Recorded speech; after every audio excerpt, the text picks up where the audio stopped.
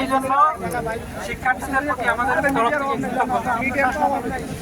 এখন তোমাদের উদ্দেশ্য কি যে এই মেসেজটা সরকারের কাছে পৌঁছাবে নাকি? এটা পৌঁছাবে কি? এই মিডিয়ার ভাইরা পৌঁছাবে, আর আমরা আমাদের মতো করে বিভিন্ন চ্যানেলে আমরা রিপোর্ট দেবো। তো এখন আমি এবং জেলা প্রশাসক আমরা দুজন এখানে এসেছি।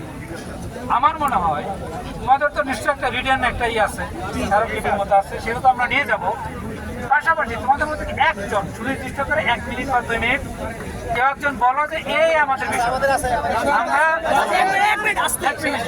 আমরা কমিটমেন্ট করছি যে এই তোমাদের যে দাবি, তোমাদের যে কর্মসূচির উদ্দেশ্য, সেটা আমরা সরকারের সর্বোচ্চ জায়গায় পৌঁছে দেবো।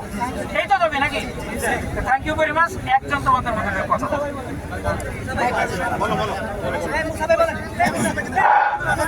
সবাইকে অসংখ্য ধন্যবাদ। সবাই একটু চুপ করি, একটা মিনিট সবাই চুপ করি। আমরা পরিচয় দিতে বলবেন, ওনার পরিচয় দিয়ে বলতে বললেন। আমি সাকিব হোসাইন, কুমিল্লা বিশ্ববিদ্যালয়ে আইন বিভাগের 12তম ব্যাচ। আচ্ছা, আমাদের যে দাবিগুলোর উদ্দেশ্যে আমরা যে যার কারণে আমরা এখানে আজকে বসছি, আমাদেরকে রাস্তায় নেমে আসতে বাধ্য হয়েছে আমি হচ্ছে আমাদের বড় ভাই আছে, জুনিয়ররা আছে, তাদের কথা বলবে। আমি শুধু আমাদের 4টা দফা আছে, আমি শুধু 4টা দফার কথা আমি বলে যাচ্ছি। আমাদের 1 নম্বর দাবি 18-এর পরিপত্র পুনর্বহাল করতে হবে। প্রতিবন্ধী ও উপজাতি কোটা ছাড়া প্রথম থেকে 4র্থ শ্রেণীর সকল প্রকার চাকরিতে কোটা বাতিল করতে হবে। অনতিবিলম্বে হাইকোর্টের রায় প্রত্যাহার করতে হবে। আমাদের উপরে যে 3টা দাবি আছে, এই দাবি সমূহ মাননীয় ডিসি মহোদয় স্যার প্রধানমন্ত্রী বরাবর পৌঁছে দিবেন, আমাদেরকে চেষ্টা করবেন। আর নতুবা আমরা আমাদের দাবিগুলো আদায় করার জন্য আমরা এর চেয়ে আরো কঠোর আন্দোলনে যেতে বাধ্য হব। Thank you very much. এখন আমাদের এখানে জেলা প্রশাসক আছেন, উনি ওনার বক্তব্য কথা বলবেন, আমরা ধৈর্য সহকারে শুনবা। দেন হচ্ছে আমার মনে হয় কর্মসূচিতে আমি কি বলি ভাই, মূল কথা সেম, তবে 1 মিনিট বলে আর কাউকে দিও স্যার। আপনারা জানেন, প্রথমত আমি জেলা প্রশাসক মহোদয় স্যারকে এবং আপনারা যারা আসছেন আজকে আমাদের এখানে ছাত্রদের আন্দোলনে সংহতি জানাতে আসছেন, আপনাদেরকে আমরা অভিনন্দন জানাচ্ছি, শুভেচ্ছা জানাচ্ছি।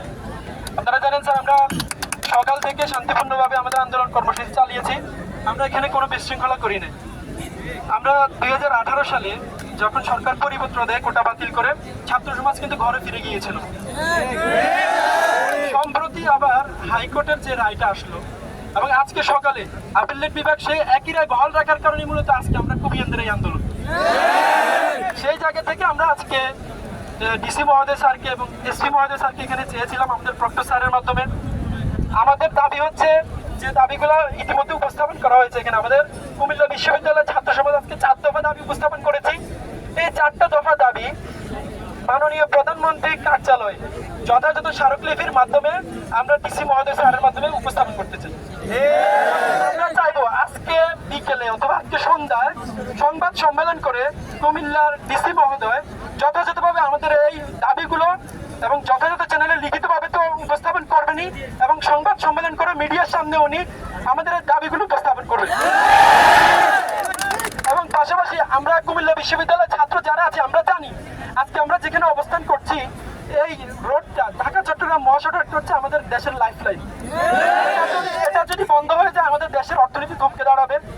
আমরা সেই কথা বিবেচনায় নিয়ে আমরা বিশ্ববিদ্যালয়ের ছাত্র, আমরা একটা দাবি উপস্থাপন করতে গিয়ে, একটা দাবি আদায় করতে গিয়ে আমরা দেশের ক্ষতি করতে পারি না। সেই জায়গা থেকে আজকে আমরা আমাদের যে দাবি, যদি জেলা প্রশাসক মহোদয় আমাদেরকে আশ্বস্ত করেন যে উনি আমাদের দাবিগুলো যথাযথ চ্যানেলে পৌঁছে দিবেন প্রধানমন্ত্রী কার্যালয়ে লিখিতভাবে, তাহলে সেক্ষেত্রে আমরা আজকে এখান থেকে ফিরে যাব। সাথে সাথে আমাদের আরো একটা দাবি আছে, যদি আমরা যদি দেখি যে আমাদের ছাত্র সমাজের দাবি নিয়ে টালবাহানা করা হচ্ছে, নয়ছয় করা হচ্ছে, আমাদের দাবি বাস্তবায়নের কোনো লক্ষণ যদি আমরা না দেখি, পরবর্তীতে যদি আমাদেরকে আবার রাজপথে নামতে হয়, আমরা আবারও রাজপথে নামবো। আজকে জেলা প্রশাসক মহোদয় স্যার এখানে আছেন, উপস্থিত আছেন, স্যারকে আমরা জানিয়ে রাখতে চাই, পরবর্তীতে যদি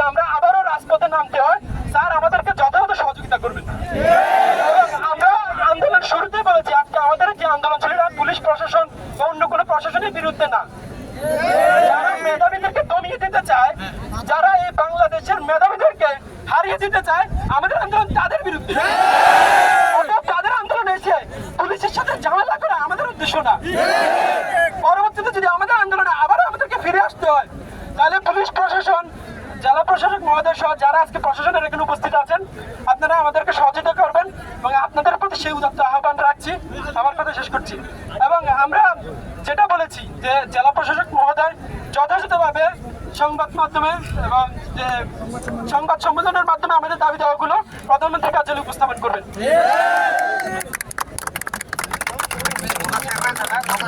আমি কথা বলছি, সবাই একটু শুনতে হবে। প্রথমে আমি সবাইকে ধন্যবাদ জানাচ্ছি, আমার সুপ্রিয় ছাত্রছাত্রীবৃন্দ যারা এখানে এসেছেন। সকাল থেকে আপনারা যদিও আছেন, আপনারা নিয়মতান্ত্রিকভাবে এখানে ছিলেন, বক্তব্য রেখেছেন। আমিও আইন বিভাগের ছাত্র ছিলাম, যিনি বক্তব্য রেখেছেন তিনিও আইন বিভাগের ছাত্র, নিশ্চয়ই তিনিও অনেক কিছুই বুঝেন যেহেতু আইনের ছাত্র।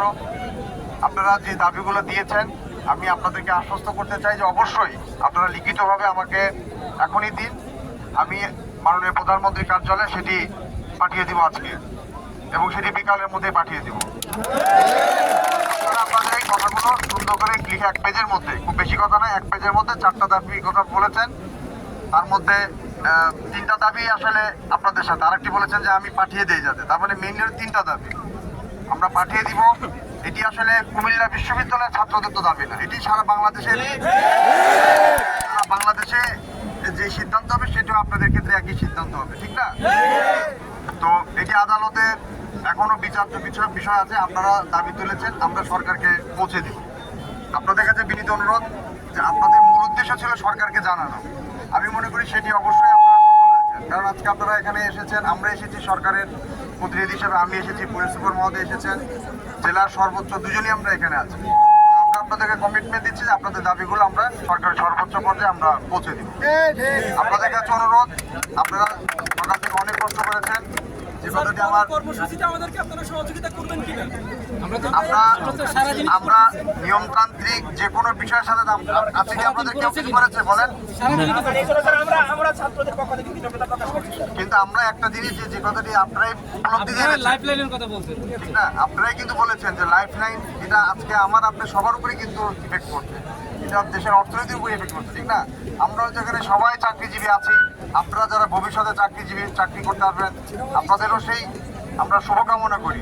আর জীবনের উদ্দেশ্য তো শুধু ইউনিভার্সিটিতে পড়লে যে চাকরি পেতে হবে সেটাও তো উদ্দেশ্য না, ঠিক না?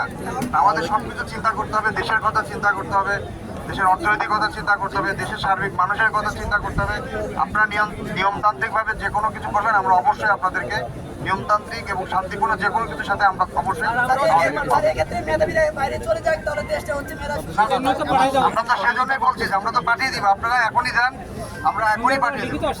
আপনি এটা খুব বেশি কথা না, অল্প কথার মধ্যে আপনাদের যতটুকু কথা বলার দরকার বলেন, আমি সেটা মাননীয় প্রধানমন্ত্রীর কার্যালয়ে আজকেই পাঠিয়ে দেবো। আমি তো আপনাদেরকে কথা দিলাম, আপনারা সংবাদ সম্মেলন করে জানালেন সাংবাদিকদেরকে আমরা পাঠানোর মাধ্যমে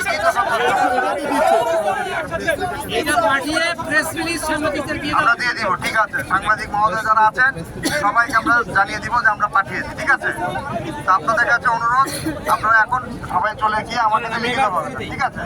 রাস্তাটা আমরা ছেড়ে দিই। আপনাদের সকলের প্রতি অনেক অনেক কৃতজ্ঞতা এবং ধন্যবাদ, ঠিক আছে?